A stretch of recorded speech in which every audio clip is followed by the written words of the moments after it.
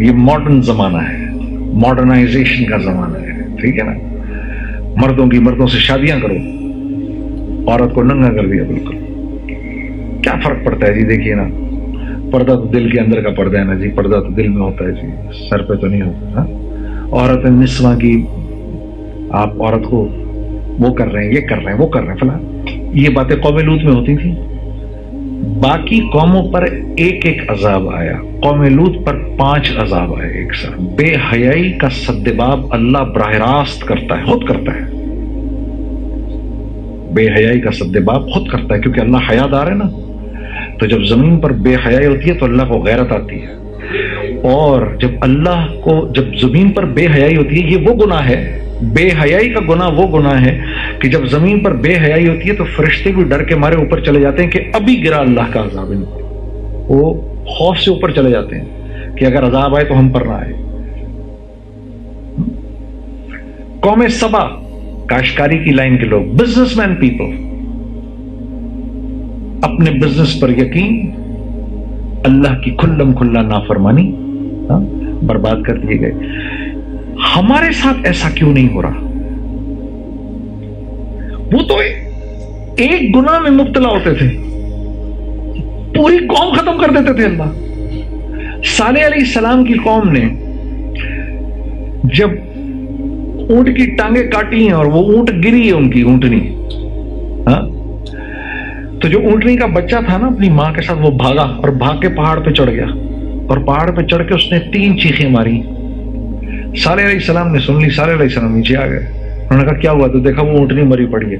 आपने कहा तुम्हारे पास 3 दिन है सिर्फ तौबा के, 3 दिन है, इन 3 दिनों में तौबा कर लो। ये ऐसे ही है कि जैसे ऐलान हो, ए उम्मत मुहम्मदिया, 3 दिन है तुम्हारे पास, 3 दिन के अंदर मुझे एक बेनमाजी नजर ना आए, मुझे एक जालिम नजर ना आए, मुझे एक झूठा नजर ना आए, मुझे एक 2 नंबर कारोबारी नजर ना आए, मुझे एक माँ बाप का नाफरमान नजर ना आए, मुझे एक बेहया औरत, बेपर्दा औरत नजर ना आए, मुझे एक ये ना नजर आए। 3 दिन के अंदर उनको 3 दिन दिए गए सालेह अलैहिस्सलाम की कौम को। वो नहीं सीधे हुए 3 दिन के अंदर। 3 दिन के बाद कज़्ज़बत समूद आदम बिल क़ारिआ फ़अम्मा समूद फ़अहलिकू बित्ताग़िया। वो एक चीख से हलाक की गई कौम समूद। 3 दिन दिए गए उनको। हमारे साथ ऐसा कुछ नहीं है, क्योंकि हम उम्मत मुहम्मदिया हैं, हमारे साथ अल्लाह का खास मामला है। मूसा अलैहिस्सलाम की कौम ने जब बछड़े को सजदा किया ना, उसके बाद बड़े रोए, 40 दिन रोते रहे, हमें माफ कर दो, माफ कर दो। फिर आखिर अल्लाह ने कहा ठीक है, हम तुम्हें माफ करते हैं, लेकिन तुम्हारी माफी इस तरह कबूल होगी कि जिसने बछड़े को सजदा किया उसकी गर्दन उतारी जाएगी, तो माफ है वो। तो मूसा अलैहिस्सलाम कांप गए, या अल्लाह तू ऐसे ही माफ कर दे। कहा नहीं, ये मामला आपके साथ नहीं, ये मामला मोहम्मद मुस्तफ़ा की उम्मत के साथ है कि वो जब गुनाह करके माफी मांगेंगे हम उनको माफ कर देंगे, इस उम्मत के साथ। इसलिए आप देखते हैं हम पर हल्के हल्के अजाब आते हैं, छोटे छोटे अजाब आते हैं, छोटे छोटे अजाब आते हैं,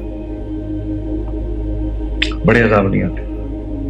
वला नुज़ीक़न्नहुम मिनल अज़ाबिल अदना दूनल अज़ाबिल अकबर लअल्लहुम यरजिऊन।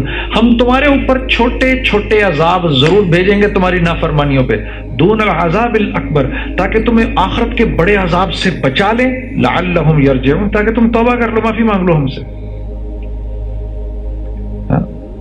अल्लाह के नबी ने अरफा से वापसी में दुआएं की थी, 4 दुआएं की थी। पहली दुआ, या अल्लाह मेरी उम्मत इस तरह ना खत्म कर दी जाए जिस तरह पिछली उम्मतें खत्म की गई थी, नाफरमानियों पे। आपको तो पता था कि आने वाले वक्तों में नाफरमानियां होंगी। दुआ कबूल हो गई। दूसरी, इन पर कोई ऐसा जालिम बादशाह ना मुसल्लत हो जो इनको कत्ल कर दे, ये भी कबूल हो गई। तीसरी दुआ मांगी, मेरी उम्मत के जालिमों को माफ कर दे, ये कबूल नहीं हुई, ये मुज़दलिफा में जाकर कबूल हुई। आपने फरमाया, अल्लाह रब्बुल इज़्ज़त फरमाया ठीक है, हम तेरी उम्मत के जालिमों को भी माफ कर देंगे और मजलूम को अपनी तरफ से दे देंगे। चौथी दुआ नहीं कबूल हुई कि मेरी उम्मत में इख्तिलाफ ना हो, तो अल्लाह रब्बुल इज़्ज़त ने फरमाया ये जन्नत और जहन्नुम का मामला करना है हमने आपकी उम्मत के लिए, इसलिए ये इख्तिलाफ बाकी रहेगा। तो इख्तिलाफ की इजाजत है, اختلاف کی اجازت ہے، مخالفت کی اجازت نہیں. ہاں آپ فلاں کے ماننے والے، میں فلاں کا ماننے والا، اس بات کی تو اجازت ہے. اس بات پر میں آپ کا دشمن بن جاؤں، اس کی اجازت نہیں.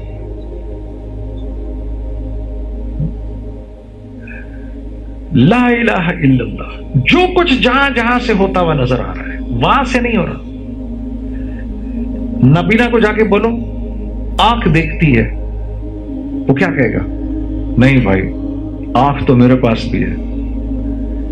آنکھ نہیں دیکھتی، اس میں اللہ کا امر ہے. جو تمہارے لیے ہے کہ دیکھو، میرے لیے ہے کہ نہ دیکھو. جو بول نہیں سکتا اس کو جا کے بولو زبان بولتی ہے. وہ کہے گا نہیں، آپ کو اشارے سے سمجھائے گا زبان نہیں بولتی. ہاں میرے پاس بھی ہے. بولتی تو بھینس کی اتنی لمبی بولتی، زبان نہیں بولتی. اس میں اللہ کا امر ہے، جو تمہارے لیے ہے کہ تم بولو، میرے لیے ہے کہ میں نہیں بولو. جو سن نہیں سکتا اس کو بولو کان سنتے ہیں. ارے وہ کہے گا بے وقوف، کان نہیں سنتے.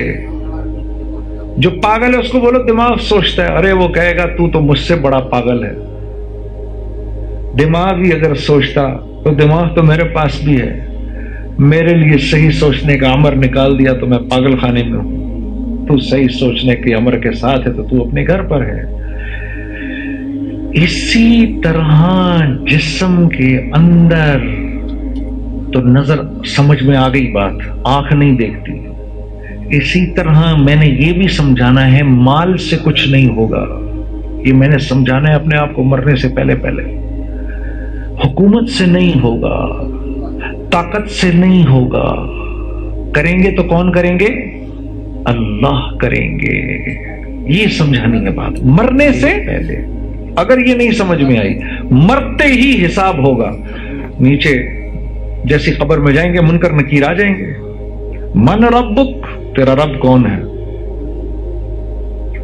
اللہ کے نبی نے فرمایا ان کی آنکھوں میں بجلیاں ہوں گی، ان کی آواز بادلوں کی کڑک کی طرح ہوگی، لمبے لمبے بال ہوں گے، دونوں کے ہاتھوں میں گرز ہوں گے.